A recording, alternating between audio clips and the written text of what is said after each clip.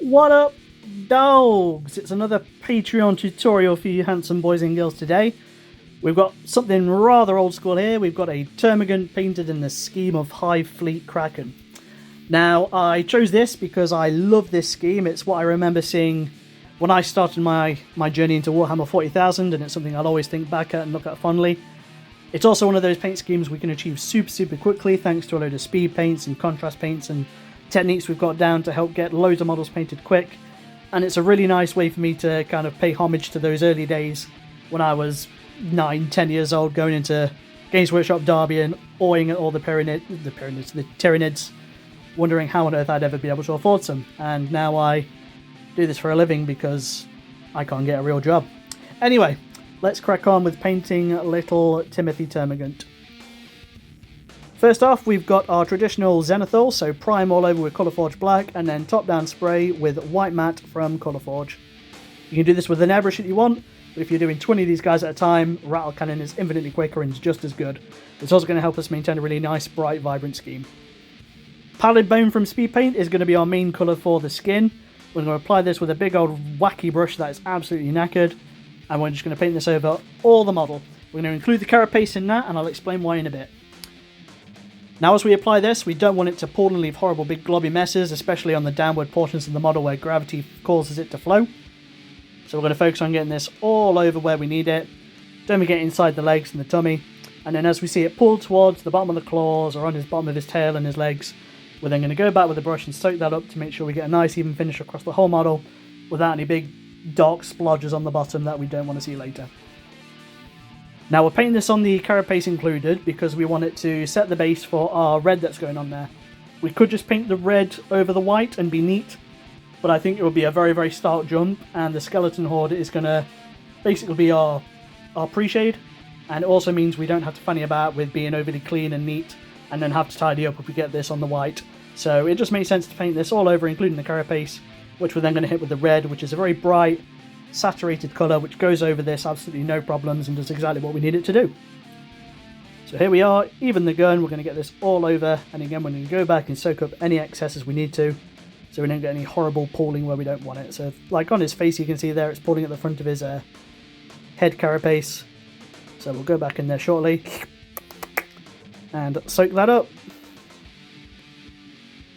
Now this does take a bit of time to dry, but we need it to dry completely because as soon as we hit this with another colour it's going to soak it all up and ruin the work we've done, so make sure this is dry before we go on to the next step. Blood Angels Red Contrast. We're going to apply this to all the carapace, and that's basically our two main colours done. Now paste to be neat here, we don't want to get this on our Skelly Horde. If we do get some Skelly Horde on our Pallid Bone, if we do get some on there, we are going to tidy that up later and I'll explain why then. But otherwise, with a nice, neat orange brush, don't forget to check them out, orangebrushes.com. They're doing a 10% discount for the month of August. Use the discount code UNRELENTING to grab yourself a set. So all over the carapace, on his back, on his head, on his gun, on his legs, we're going to apply this there.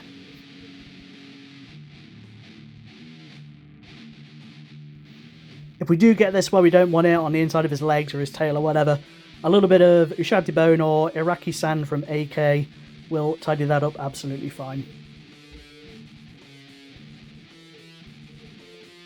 There we go, there's our red down. We're going to leave that to dry. Such a cool scheme. I'm very tempted to paint up some Tyranid armies like this. We're then going to go in with some black Templar, so that's still drying, but while we're not working near those areas we can paint something else. And we're going to apply this on the claws and his little hoofies.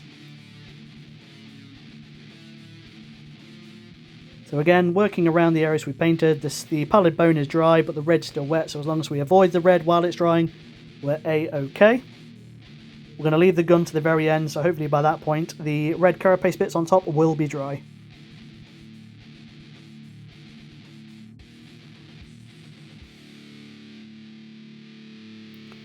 Don't forget he's got these little claw things on the back of his legs as well, they need a little spot of this on there too.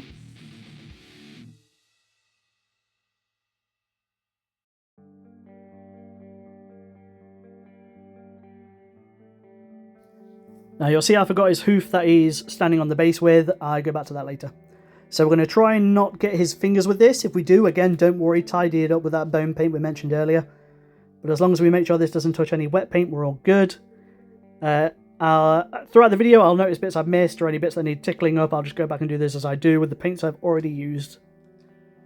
There we go. Rattling Grime. We're going to use this on his gob, his teeth, and his tongue. Now, in hindsight, I kind of wish I didn't use this paint for that. I should have used something like Snakebite Leather, because I feel like this is way too dark for his mouth. I wanted this paint scheme to be a balance between the new semi-hyper-realistic paint schemes that Games Workshop did on the box art for the Leviathan release, while also being a throwback to the nice, bright, early thousands colour schemes for Tyranids. Up next, we've got Snakebite Leather, and we're going to use these to do that little mottled effect you see on the top bits of the arms for Termagants, especially on the new art. So just do little specks, kind of like leopard print, but only one colour, and it's just going to mottle that and turn that to be a little bit more interest. We're going to put this over any red that's overspilled, just to make it fit in, and again, tidy up what we need to do. Less is more with this. I didn't do a lot. I probably could have done with more, but it's just something to exercise a little bit of brush control and precision, and adds another point of interest to the model. So just on the upper bits of the two pairs of arms. Little dabs, you don't want too much on your brush.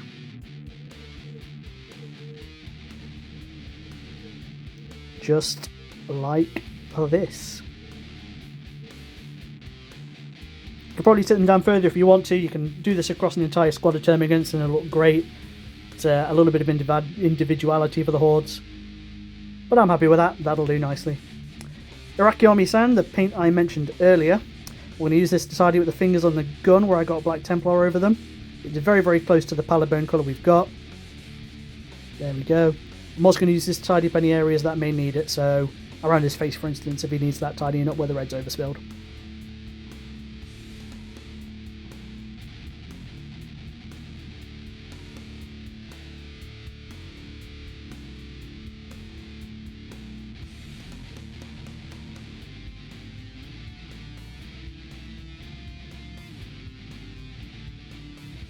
Really great colour, very, very close to the pallid bone we've done. It thins beautifully and goes on just as nice. That'll do, pig. Plasmatic Blue. So again, on the new artwork, they've got these glowy blue bits on the guns. So we're going to try and emulate that. The pallid bone is going to knock this down just a little bit so it doesn't look too much like plasma. So we're going to do that on that little cable there and on the little eyeball on the gun. Try and get it on the other side of the cable, which you've got to work through the underside of the model, so try not to get it on the bone. If you do, this paint's really, really thin. Load your brush up with clean wet water and soak it up as fast as you can. Perfect. Grey Blue. We're going to use this to highlight his tongue, and I think I did his teeth with this. Instantly regretted doing his teeth. Again, the mouth is the one bit of this model I wasn't sold on. I like Tyranids with blue tongues, that's how I've always done them, I just like it. For the teeth, I went back and did some greys, which I will come to later on, but otherwise, yep, just use this to do a nice chunky highlight on the tongue to bring it out a little bit.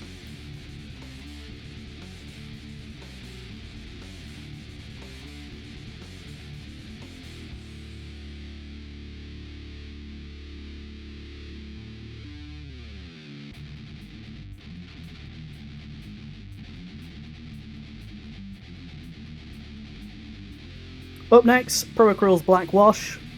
We're going to drop this inside the mouth once that's all dry to knock that tongue down a little bit and to tie it all together. And again, at this point, I really wasn't happy with how the teeth had come out, so I'm going to go back and revisit those shortly. The new artwork had them as kind of like a cold, stony blue, which I wanted to emulate. Tried it, didn't like it, so we're going to go back to an old school grey finish. And I could have done this earlier, but I didn't. We're going to use this just to dot the eyes. So again, hold them up to the side so you can see more eye. Do a nice, neat line in a downward motion. It's easy for your wrist to flick downwards than to go any other way. And that will do nicely. Normally I paint my Tyranid's eyes yellow, but again I wanted to emulate the newer artwork, and that came out great. Neutral grey, let's go back and visit those teeth. So we're going to use this to dot those teeth, just to finish off any of that blue that I didn't like. Again, normally obviously teeth would be a bone colour, but we don't want to lose those in the skin colour. So a nice stony grey I think will be great. Very little paint on my brush, gently dragging in a sideways motion again, downwards across the teeth. Let gravity help with your wrist stroke. Just like this. Final one is Bright Warm Grey from Proacryl. And for this, we're just going to dot the tips of the teeth just to make them point out that little bit more. Be as neat as you can. Nice gentle breaths. And just tickle the tips of those daggers.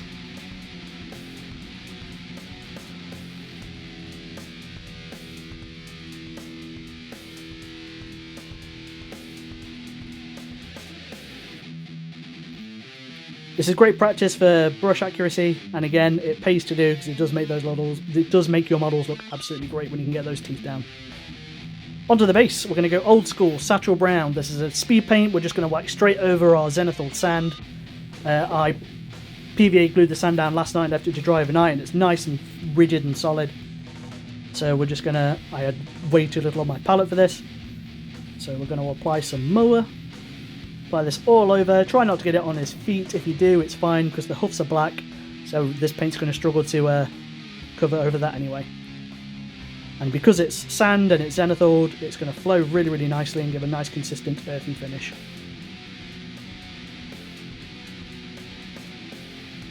Go right up to the edge of the base and give it plenty of time to dry.